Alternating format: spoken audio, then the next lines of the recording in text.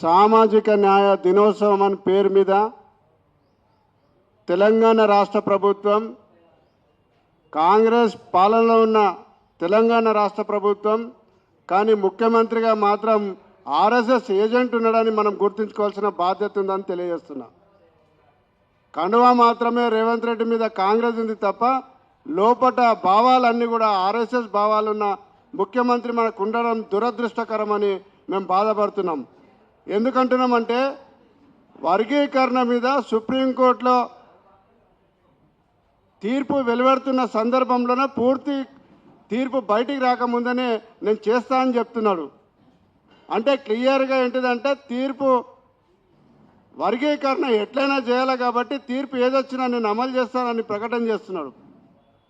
అయితే ఈ 4వ తారీఖు రోజు ప్రవేశపెట్టిన నివేదిక ఏదైతే ఉన్నదో ఎస్సీ ఉపవర్గీకరణ మీద ఆ నివేదిక పేరు మీద ఒక నోటు ప్రవేశపెట్టిండు. ఇది మొత్తం 119 మంది ఎమ్మెల్యేలకు ఇక ఈ నోటు ఇచ్చిండు. 13 పేజీల నోటు ఇది. వాస్తవానికి షమీమ్ అఖ్తర్ రిపోర్ట్ ఎన్ని పేజీలయ్యా? 199 పేజీలు. 190 పేజీల నివేదిక నీకు ధైర్యమే ఉంటే, నిజాయితీగా ట్రాన్స్పరెన్సీగా ఉంటే ఎందుకు మీ ఎమ్మెల్యేలకు ఇవ్వలేకపోయినాను? ఈ చెత్త తప్పుల తడక 10 పేజీల చెత్తనిచ్చేసి షమీమ్ అఖ్తర్ రిపోర్ట్ అని మభ్యపెట్టి దీన్ని ఆమోదిస్తున్నామట. ఇక కులగణన నుంచి మొన్నటిదాకా అందరం బీసీలు కానీ ఎస్సీలు కానీ అన్ని సామాజిక వర్గాలు క్లియర్గా చెప్పినాయి అది తప్పుల తడకని. ఈరోజు మేము విలేకరుల సమావేశం పెట్టడానికి ఏంటంటే ఉపవర్గీకరణ మీద నివేదిక పెట్టి ఆమోదింపజేసిండు. అదంతా కూడా 13 పేజీల తప్పుడు తడకని సాక్ష్యాలతో నిరూపించడానికే ఈ విలేకరుల సమావేశం నిర్వహించారు.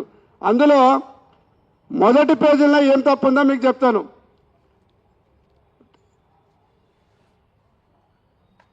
ఎస్సీల రిజర్వ్డ్ కేటగిరీలో వర్గీకరణ చేయడానికి Davinder Singh versus state of Punjab case civil appeal number 2017/2011 అని చెప్పిండు. ఒక రాష్ట్ర అసెంబ్లీలో ప్రవేశపెడుతున్నావు రేవంత్ రెడ్డి, నీ ఇంట్లో కాదు మందకృష్ణ ఆఫీస్లో కాదు పెట్టారు. అది 2017 కాదు కేసు, సివిల్ అపీల్ నంబర్ 2317/2011. ఇది మొదటి తప్పు. బుద్ధి ఉన్నదా రేవంత్ రెడ్డి నీకు? ఆ కేసు నంబర్ మీరు అందరు వెబ్సైట్లో చెక్ చేయండి. సుప్రీంకోర్టు వెబ్సైట్లో ఆ నంబర్తో కేసే లేదు. ఎందుకంటే నేను సుప్రీంకోర్టులో రివ్యూ పిటిషన్ వేసిన తర్వాత ఆ కేసు ఆర్గ్యుమెంట్ అయ్యేటప్పుడున్న మొన్న హైకోర్టులో కూడా కేసు వేసినాం. అందుకనే ఆ నంబర్ నాకు స్పష్టంగా తెలుసు కాబట్టి చెప్తున్నా. Case number 2317/2011 Davinder Singh versus state of Punjab. కానీ ఈయనేమంటాడు 2017 అంటాడు. 2017 కేసే లేదు సుప్రీంకోర్టులో. దీన్ని మరి ఎట్లా యాక్సెప్ట్ చేసిరా? ఎమ్మెల్యేలు మీరు చదువుకొని ఎలక్ట్ అయ్యే ఎమ్మెల్యేలు వచ్చిరా, లేకుండా ఎవడో చెప్పినందుకు వచ్చిరా? అడగాల కదా. 199 పేజీలు పెట్టకుండా 10 పేజీలు పెట్టినావు, అయ్యా నాకు ఇయ్యని అడగాలిగా. ఏ ఒక్క దద్దమ్మ ఎమ్మెల్యే అడగలే. ఇక రిజర్వ్డ్ వాళ్ళైతే చెప్పనే చెప్పకు, ఇక మాలల ఎమ్మెల్యేలు అయితే అసలే చెప్పకు. మీరు గ్రహించాలి, మాల ఎమ్మెల్యేలు ఇప్పుడు ఈ 1, 2, 3 గ్రూపులు వచ్చిన తర్వాత 5% రిజర్వేషన్లు అంటే మీరు ఇప్పుడు 8 మంది ఉన్నారు కదా, 3 కూడా ఎమ్మెల్యేలు కాలేరు. ఇప్పుడైనా బయటికి రండి, వాస్తవాలుగా ప్రశ్నించండి.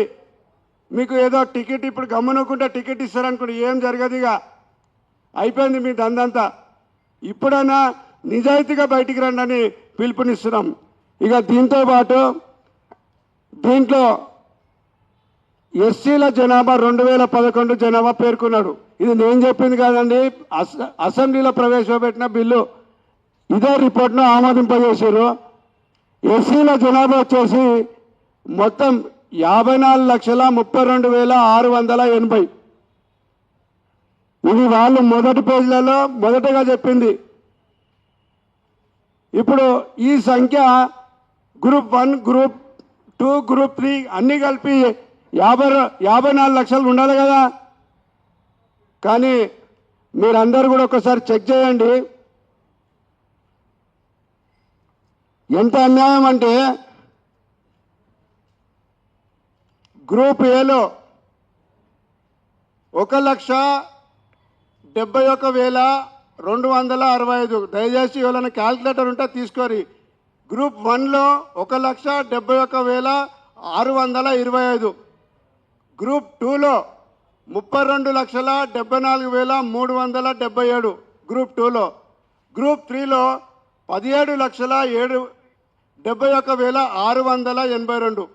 ఇవన్నీ మొత్తం కలిపితే 52,17,684 వస్తుంది. ఎంత రావాలండి? 54,32,000 రావాలి. అంటే 2,14,999 మందిని అధికారికంగా అసెంబ్లీ సాక్షిగా చంపేసిండ రేవంత్ రెడ్డి గారు. ఈ బిల్లును ఆయన ప్రవేశపెట్టిండు, అందరు చప్పట్లు కొట్టిండు. ఇది సామాజిక న్యాయము దినోత్సవం అన్నాడు. మాల సంఘాలుగా మేము ఈరోజు ప్రకటిస్తున్నాము. 4వ తారీఖున ప్రవేశపెట్టిన ఏదైతే మీరు సామాజిక న్యాయ దినోత్సవం అంటారో ఆ రోజు అసలు వాస్తవానికి చెప్పాలంటే ఎస్సీ ఎస్టీ బీసీ మైనార్టీలకు అందరికీ కూడా సామాజిక విద్రోహ దినంగా దాన్ని ప్రకటించాల్సిన అవసరం ఉన్నది. కులగణన తప్పుల తడక ఎస్సీ ఉపవర్గీకరణకు ఇచ్చిన నివేదిక కూడా తప్పుల తడక. మీరందరూ కూడా ఎవరికైనా డౌట్ ఉంటే నన్ను ఛాలెంజ్ చేయాలనుకుంటే వాళ్ళు ఇచ్చిన సంఖ్య మీరు క్యాల్కులేట్ చేసుకోరు. ఇంత తప్పుల తడక ఉన్న నివేదికను ఏ విధంగా ఆమోదిస్తారు? అంటే తెలంగాణ రాష్ట్ర అసెంబ్లీలకు అసలు లెక్కలు కూడా రావా? 1-2 రావా? ఏం దౌర్జన్యమయ్యా? తెలంగాణ ఇజ్జత్ ఇస్తున్నావు రేవంత్ రెడ్డి. నువ్వు లెక్కలు చేసుకో ఇంకోసారి. మళ్ళీ 54,32,000 ఉన్న జనాభాను నువ్వు ఎట్లా 52 లక్షలు కుదిస్తావా? 2,14,000 మందిని చంపుతావు నువ్వు. ఏందివా ఏం లెక్కలు ఇవి?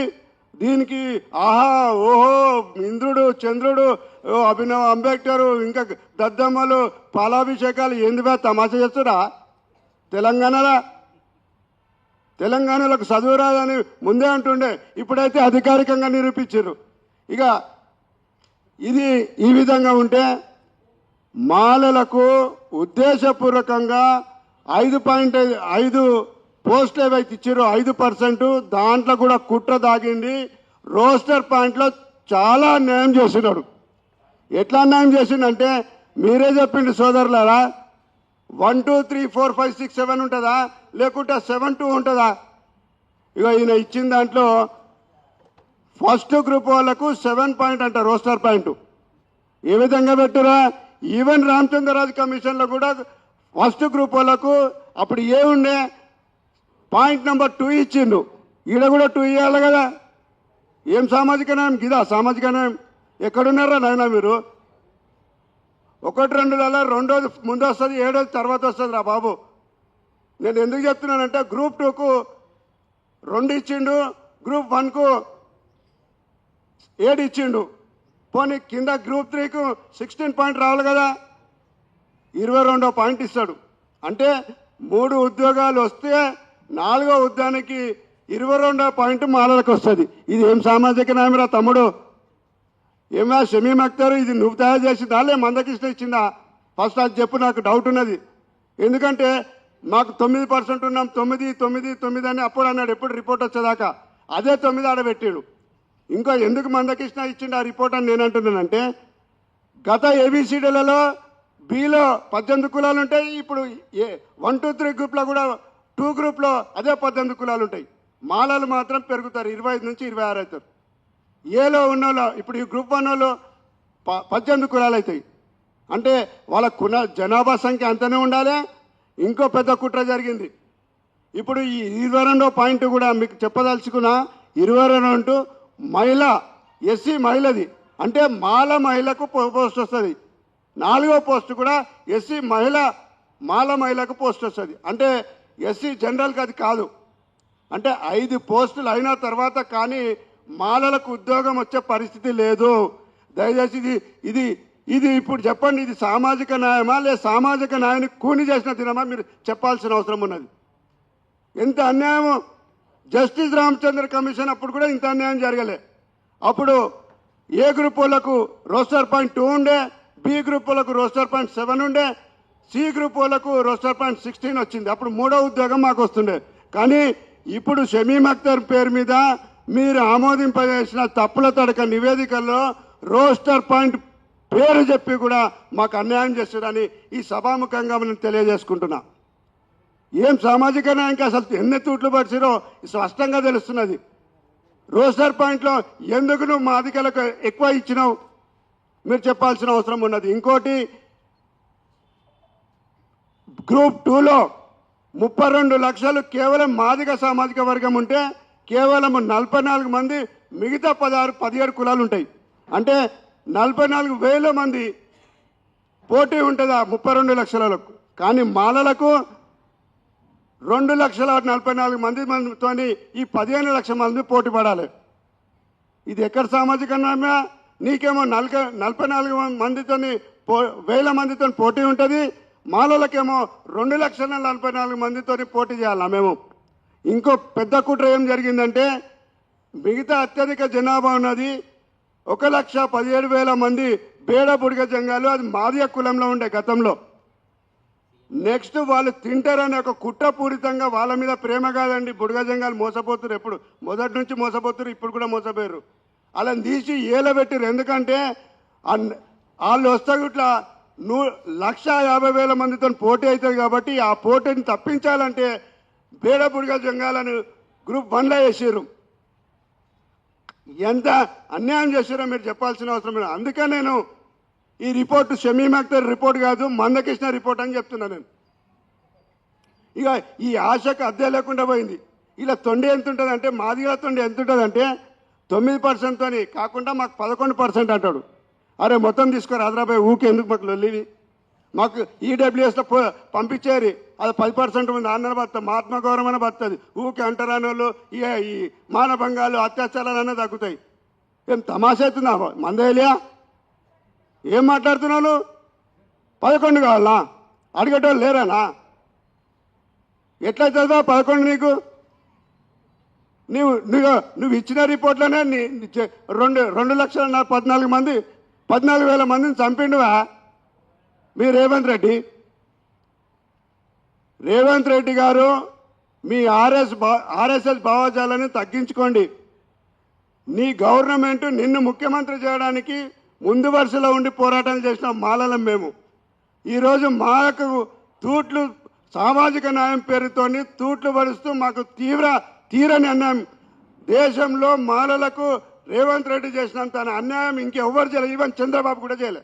ఎందుకంటే అప్పుడైనా రోస్టర్ పాయింట్ క్లియర్గా ఉండే. 15% ఉద్యోగాలలో 5% అంటే 5వ ఉద్యోగం వస్తే కానీ మాలలకు ఉద్యోగం రాదు. ఇదా నీ సామాజిక న్యాయం? ఏంది బా అవలగానే చేస్తున్నావా తెలంగాణ రాష్ట్రంలో ప్రజలకు? రేవంత్ రెడ్డి, నీ ఆర్ఎస్ఎస్ మనోభావాలు, నీ ఏదో ఐడియాలజీ ఉన్నదో దాన్ని తగ్గించుకో, లేకుంటే రేపటి నుంచి మాలలం అందరూ కూడా రేవంత్ రెడ్డికు హటావ్, తెలంగాణకు బచావ్ అనే స్లోగన్ కూడా తీసుకొని పోతాం మేము. పంచాయతీరాజ్ ఎలక్షన్లు వస్తున్నాయిగా, మా సత్తా క్లియర్గా చెప్తాం.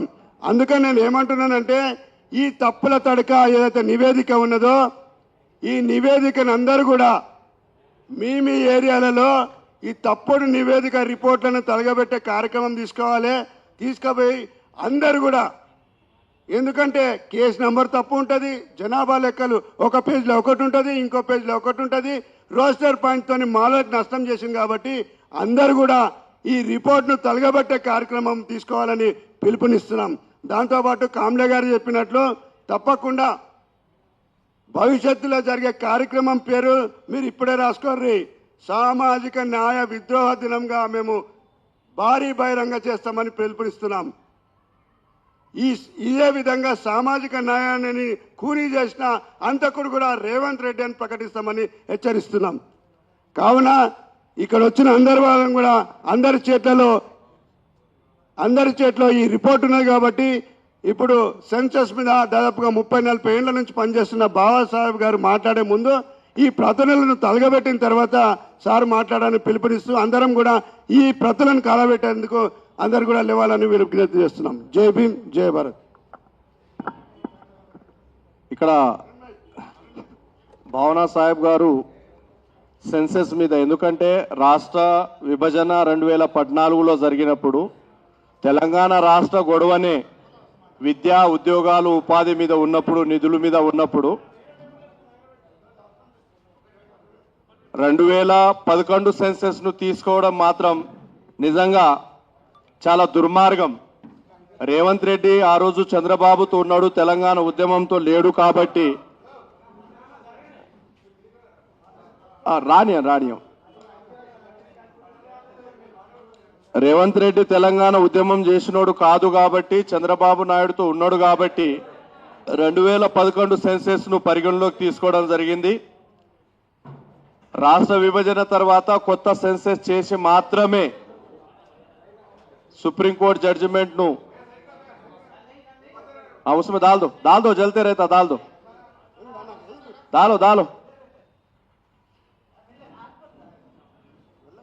రేవంత్ రెడ్డి గారి ప్రభుత్వము అసెంబ్లీలో తీర్మానం చేసినటువంటి ఆ ప్రతులను నిరసనగా తగలబెట్టడం జరుగుతుంది.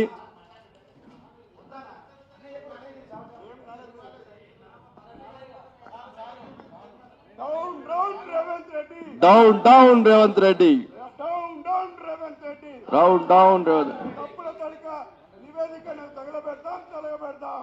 డౌన్ తగలబెడదాం ఇప్పుడు खबरदार